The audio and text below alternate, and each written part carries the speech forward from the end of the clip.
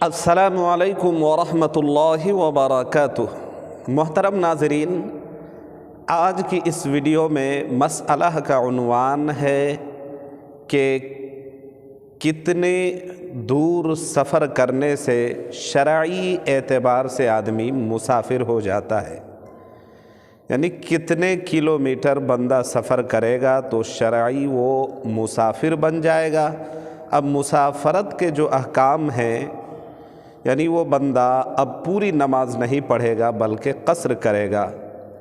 تو آج کی اس ویڈیو میں آپ بنے رہیں، فل ویڈیو واچ کریں، اور اگر چینل میں نئے ہیں تو چینل کو فرسٹ ٹائم ضرور سبسکرائب کر لیں، ویڈیو کو لائک کرنا نہ بھولیں اور زیادہ سے زیادہ شیئر کریں۔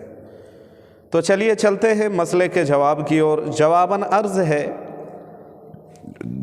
کہ شرعی اعتبار سے مسافر ہونے کے لیے بندے کو کم از کم 73 یعنی 73 کلومیٹر اگر بندہ سفر کر لیتا ہے تو اب وہ شرعی اعتبار سے بندہ مسافر ہو جاتا ہے، اور بعض قول کے مطابق 77.5 کلومیٹر،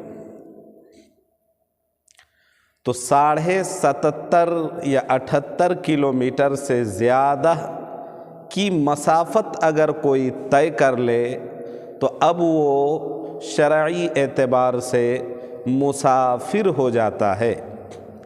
اب اس جگہ میں 14 دن 15 دن سے کم اگر رکنے کی نیت ہے تو اب اس جگہ جتنے دنوں وہ رہے گا، جو 4 رکعت والی نماز ہے اس کو 2 رکعت پڑھے گا۔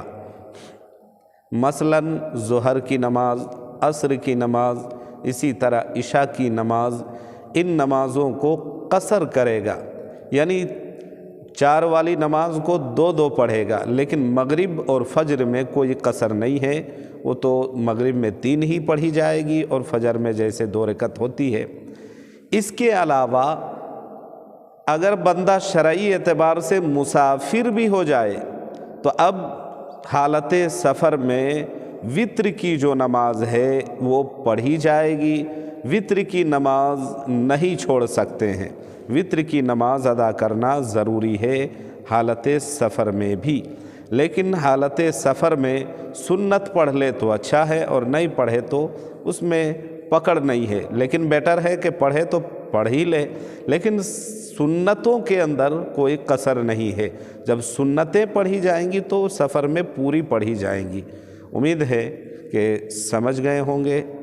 اللہ تبارک و تعالی ہمیں سمجھنے کی اور شریعت کو فالو کرنے کی اچھی طرح توفیق دے۔